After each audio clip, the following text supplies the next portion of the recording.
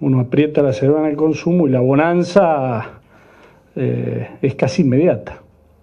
Y políticamente, quien solo mira pocos metros más allá de su nariz, el consumo es tentador. Entonces uno aprieta el acelerador del consumo y en economía nada es gratis. Uno elige, hay opciones. Y si uno tiene una política financiera o crediticia o impositiva que favorece el consumo, la orienta en un sentido. Y si tiene una política que favorece la inversión, la orienta en otro sentido. No quiere decir que necesariamente sean contradictorios, pero uno tiene que ir medianamente equilibrando hacia dónde direcciona la política.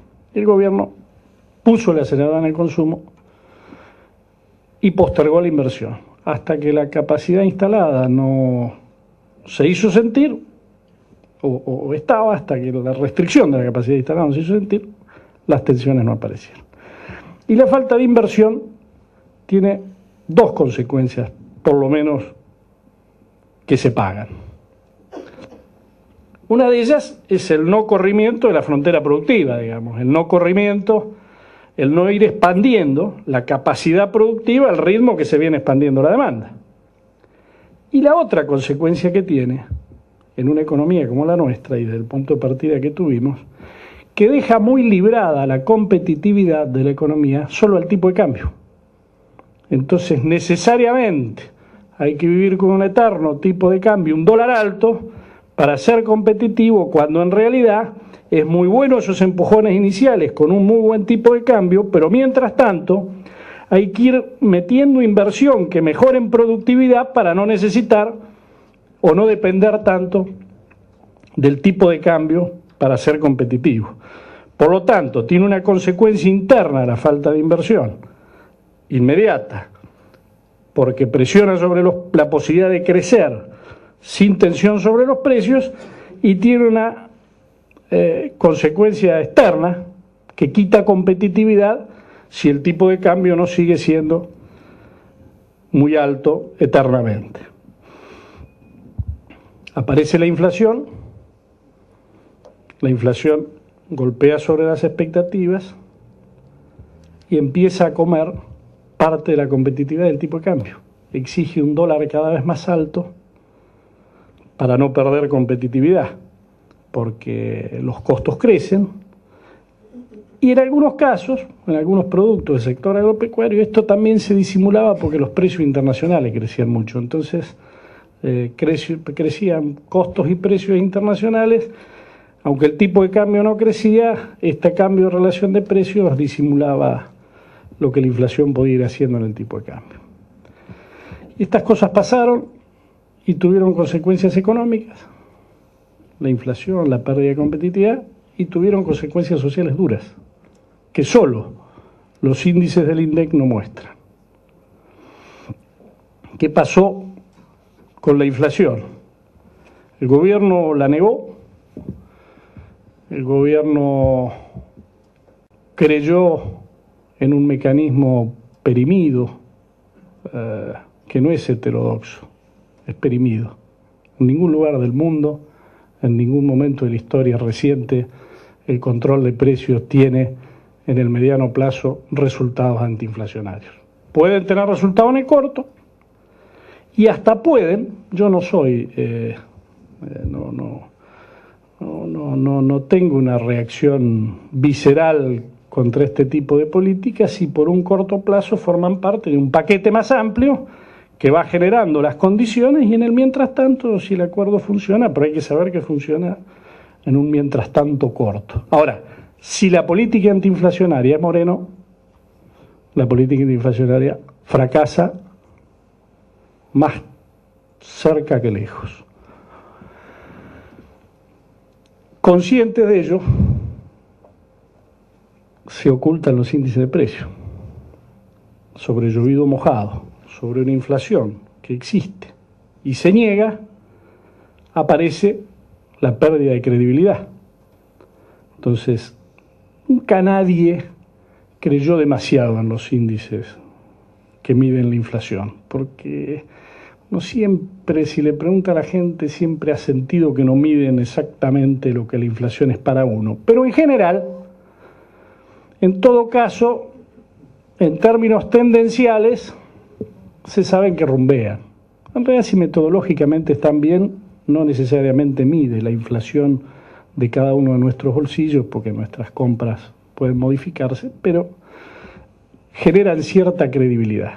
Cuando se pierde toda credibilidad en los índices de inflación, para cada uno de nosotros, para cada uno de los actores económicos, para cada uno de los consumidores, para cada una de las familias, la inflación pasa a ser la que le parece que es. Y generalmente le parece el precio más alto que se llevó por delante.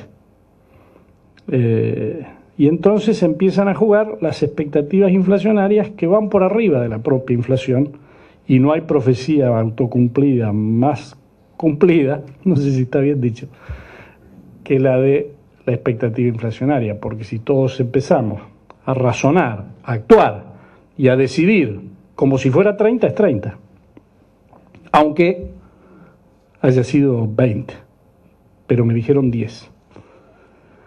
Entonces, a lo real se agregó lo ficticio. Y con la inflación bien medida, desde mediados del 2006 a mediados del 2008, hubo en la Argentina 2 millones de pobres más. Esto lo mide la persona más seria que tiene el país, que se llama Ernesto Kritz. 2 millones de pobres más, en una economía que estaba creciendo al 8%, en un gobierno que hacía en su discurso de la distribución de la riqueza uno de los ejes centrales. 2 millones y medio de pobres más son, a mediados del 2008, 11 millones y medio de pobres, de los cuales 3.900.000 son indigentes.